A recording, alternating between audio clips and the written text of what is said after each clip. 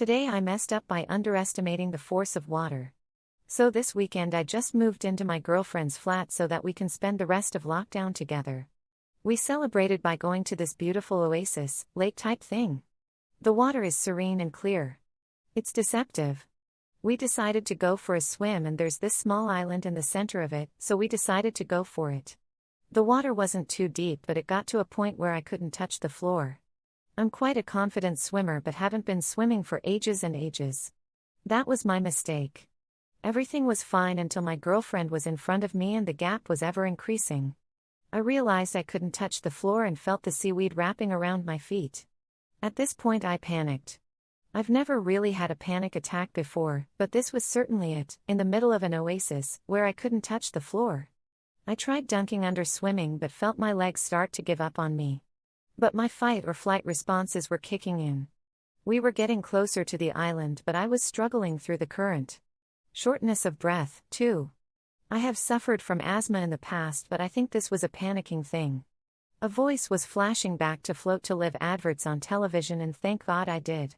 I had to roll over into my back and kick with my eyes closed to reach the island, thankfully, without drowning. I immediately felt the effects of heat stroke, so nausea, confusion, lightheadedness and at some point, shivering. With a mental block of getting back in. Luckily my girlfriend was a godsend since she spotted some blokes with an inflatable boat and got their attention. After some time of trying to negotiate bringing me back, they did so and potentially saved me from potentially falling a watery demise. Moral of the story is, don't underestimate water, ever. It's so true that you become so much more fatigued quicker than running on land. Too long. Didn't read.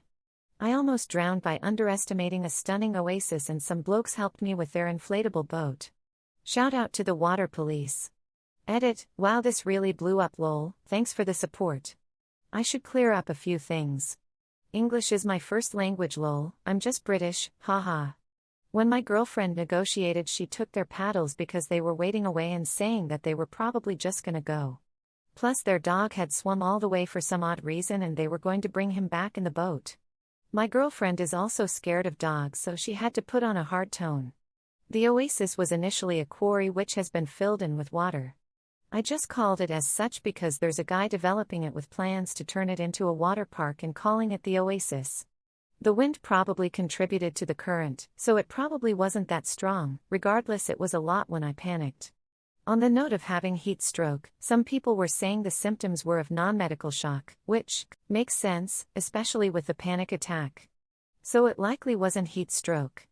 Also it's currently okay to go and exercise in the UK, that includes swimming, as long as you keep your distance from others. My girlfriend and I are living together now which is why we aren't distancing.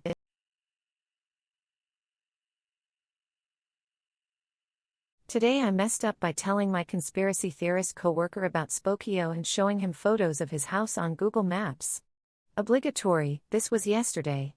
Today going to work will be hell. My coworker is a huge conspiracy theorist type guy. Believes in chemtrails and big pharma etc. He also loathes technology, despite working for a technology manufacturing company. Anyway, he is the kind of guy who checks his email at 8:30 a.m. every day and then again at 5 right before he leaves. He turns on his flip phone to make a call, then turns it off again, so he's not very technology literate. He lives about 1.5 hours away from work off a literal dirt road, although I think now it is gravel, that has some rural route name, but yesterday morning he saw a Google Maps truck driving down that gravel road. He comes to work pretty angry that they are going to photograph his land and stuff and wants to know who to call at Google to get it removed before it even gets posted. So I find his house and show him that it's already there on satellite view, and you can see his greenhouse and his ham radio antennas and everything. So he thinks this makes him a target. The fuck up. At this point I show him how I can just Google him and show him how I found him on Spokeo, his age, his wife, his kids, etc. and also some photos from the inside of his house that someone posted and then a photo of him in his house that came from probably a tagged post on Facebook or something from a party he had with his younger relatives. I don't know why I thought he would find that educational or interesting, as in why worry about the Google Maps truck? Your info is everywhere anyway, right? I looked up from my monitor over my shoulder and Wayne was actually shaking. I don't know if it was anger or nervousness. It was an emotion I've not seen before. He immediately goes to his computer and powers it on to see if he can duplicate the results.